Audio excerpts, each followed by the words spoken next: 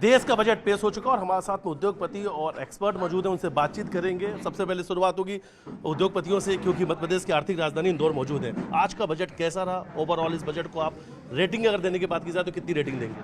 आज का बजट विकसित भारत के बजट की नींव है।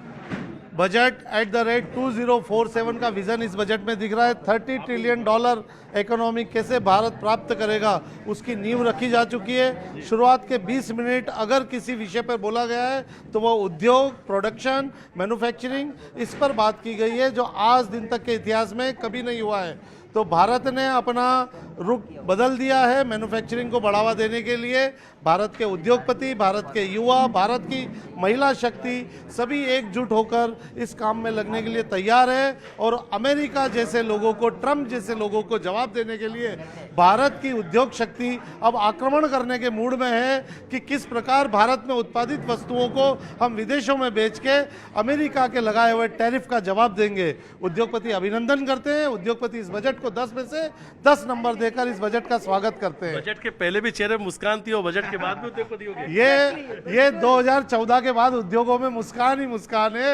इसका श्रेय माननीय मोदी जी और माननीय निर्मला सीतारमण जी को जाता है। बताइए, बहुत अच्छा बजट है और पूरी तरह से सपोर्ट करने वाला बजट है। और महिलाओं को भी बहुत सारी, उन्होंने जितनी उम्मीदें हमने की थी वो सब उम्मीदें हमारी इस बजट ने पूरी की हैं। और भारत को टेक्नोलॉजी में इतना अपग्रेड करने के लिए ये बजट बहुत ही अच्छा बनाया गया है। रही बात टैरिफ की, तो वो तो हमें हमारे अध्यक्ष महोदय ने बता ही दिया है। टीडीएस को लेकर हम बहुत खुश हैं कि हमारा पैसा अब इतना अटकेगा नहीं। और कुछ ड्यूटीज़ उन्होंने जिस तरह से प्रेजेंट की है वो भी बहुत अच्छी है। बहुत बधाई, बहुत अच्छा बजट। क्या कहेंगे सर बजट को लेकर? उद्योग क्षेत्र के लिए, एमएसएमई क्षेत्र के लिए यह बजट बहुत अच्छा आया है। वैसे 2026-27 के लिए तो अभी इन्हें विजन नहीं दिया है, या विजन अगले 5 साल के लिए दिया गया है। तो हमको ऐसा उम्मीद है कि उद्योग क्षेत्र के लिए यह बजट बहुत ही अच्छा और युवाओं के लिए बजट बहुत अच्छा होगा। हर वर्ग के लोगों के लिए बजट रहा। कितना लोगों को मिला, क्या खोया, क्या पाया, ओवरऑल बात करें? देखिए सर, अगर मैं बात करूं, सबसे पहले हम बात करते हैं, ये जो बजट है सरकार ने डायरेक्टली इंडिविजुअल को कोई बेनिफिट ना देते हुए इंडस्ट्रीज़ को प्रमोट करने का इस बजट में प्रावधान किए गए हैं। साथ ही साथ में अगर हमारे जो मेन पिलर हमारे होते हैं फार्मर्स, तो फार्मर्स को प्रमोट करने के लिए, फार्मर इंडस्ट्री, जो एग्रीकल्चर इंडस्ट्रीज़ है उनको आगे बढ़ाने के लिए वो एआई टेक्नोलॉजी को साथ में लेके आए हैं। शायद साथ ही साथ महिलाओं के लिए भी अलग से उन्होंने एक बजट बनाया है जिसमें महिलाओं को भी प्रोत्साहित किया गया है। साथ ही साथ मैं एमएसएमई इंडस्ट्री की बात करूं, जो कि उद्योग का मेन पिलर होता है, तो एमएसएमई को 7,000 करोड़ से ज़्यादा के बजट प्रोवाइड किए गए हैं।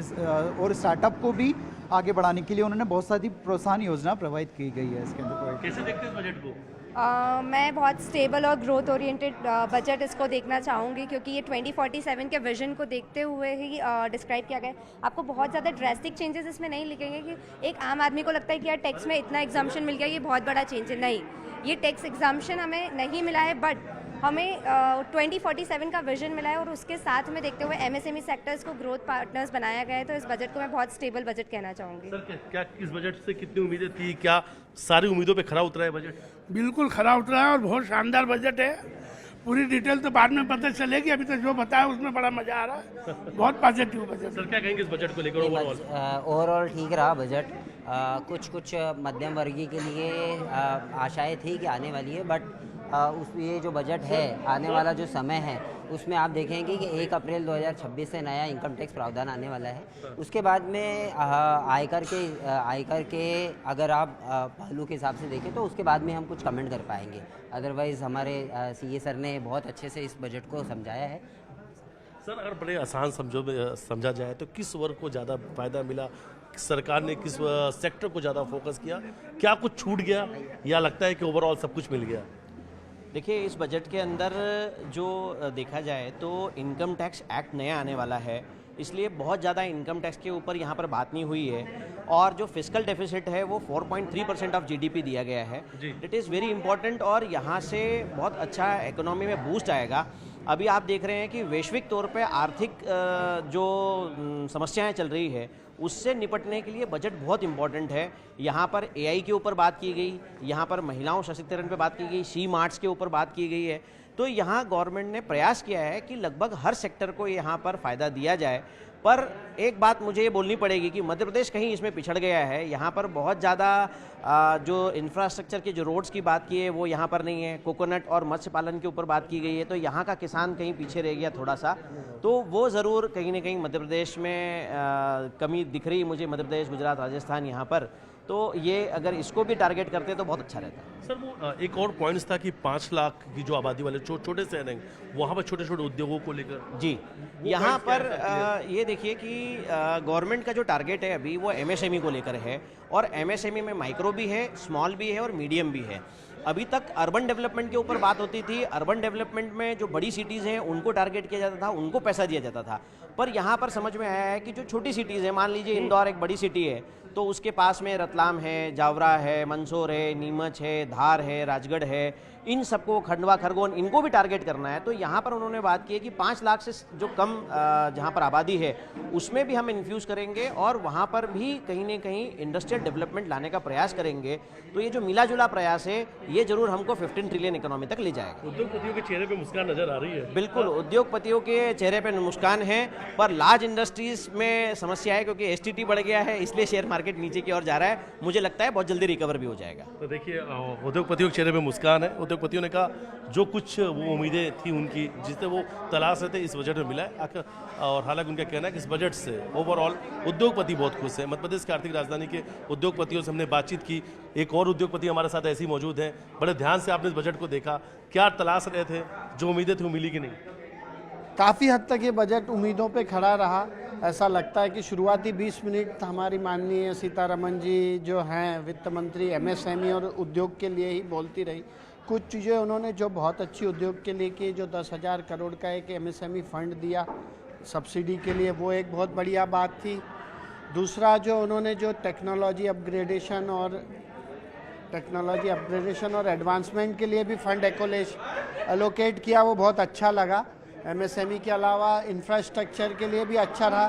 कुछ चीज़ें जो रही कि इस बजट में ऐसा लगा कि उन्होंने जो कुछ भी इंफ्रास्ट्रक्चर के लिए दिया वो साउथ और नॉर्थ ईस्ट के लिए दिया। मध्य प्रदेश, वेस्टर्न रीजन और दूसरे नॉर्थ इंडिया के लिए कुछ भी इस बजट में नहीं था। न जाने वो क्यों हमसे नाराज़ हैं। कृषि की भी बात की गई तो सिर्फ कोकोनट और कोको की गई, ना टेक्सटाइल के लिए कॉटन और सोयाबीन, मेज और ना तिलहन किसी की गई। पर लगता है कि फिर भी ओवरऑल बजट बहुत ही अच्छा रहा। धन्यवाद। भैया जी भी हैं, इनसे बातचीत कर लेते हैं। हर बार बजट बड़े ध्यान से सुनते हैं। उद्योगपति हैं आप, क्या लगता है ओवरऑल बजट कैसा रहा? क्या हर वर्ग की उम्मीदें इसमें पूरी होते हुए नजर आ रही है? कुछ छूट गया या उद्योग के लिहाज से कैसा बजट रहा? सर मैं इसको एक लॉन्ग टर्म प्लानिंग वाला बजट मानता हूँ। मैं ऐसा मानता हूँ कि ये तुष्टिकरण वाला बजट नहीं था, इसमें 0% तुष्टिकरण था। मैं ऐसा मानता हूँ it is a people's budget, क्योंकि इसके अंदर इंडस्ट्रियल ग्रोथ पे बहुत ध्यान दिया गया। देखिए बजट आपका कहना सही है कि बजट पूरा 360 डिग्री कवर करना चाहिए। समय समय पर सब समय पे इन्होंने किया है कवर। आज मैं आपसे बात करूंगा इंडस्ट्रियल ग्रोथ की। आपने देखा होगा इंडस्ट्रियल कॉरिडोर्स बनाने की बात हुई, आपने देखा होगा रेलवे कॉरिडोर्स बनाने की बात हुई। हमारे इसमें जो रोड्स का जिससे फॉर्मेशन हो रहा है, तो ये इंफ्रास्ट्रक्चर डेवलपमेंट पे हज़ारों करोड़ रुपया खर्चा हो ही रहा है हर साल। अब हमको उसका रिजल्ट दिख रहा है कि इंडस्ट्रीज़ की जो कैपेसिटी है 100% से 125% पे चल रही है इंडस्ट्री। जितनी अनऑर्गेनाइज इंडस्ट्री थी वो कहीं ना कहीं अपने आप को ऑर्गेनाइज बना रही है, और जिन इंडस्ट्री ने अपने आप को ऑर्गेनाइज बना लिया है वो आज बहुत ज़्यादा खुश भी है। भले उसमें टैक्स देना पड़ रहा है, वो कंट्री के बेनिफिट के लिए हो रहा है। 1000 करोड़ रुपीज़ एमएसएमई ग्रोथ के ऊपर दिया गया। EU जो हुआ है उसमें इंडिया को फ़ायदा होगा। तो हमने overall ease of doing business पे बात करी, आत्मनिर्भर भारत पे बात करी कि भारत के अंदर एक्सपोर्ट की जो प्रोबेबिलिटी है, कैपेसिटी है, उसको बढ़ा के किस तरह एक्सपोर्ट टू इंपोर्ट का रेशो को स्ट्रॉन्ग बनाया जाए। 10 नंबर पे कितने नंबर देंगे? मैं 10 में से 8 से 9 नंबर इसमें बराबर देने की चेष्टा रखता हूँ। बिल्कुल। और इंदौर के जो उद्योगपति हैं इस बजट से काफ़ी खुश नजर भी आ रहे हैं। वीडियो जर्नलिस्ट ललित साथ मिथिलेश गुप्ता, न्यूज़ 18 इंदौर।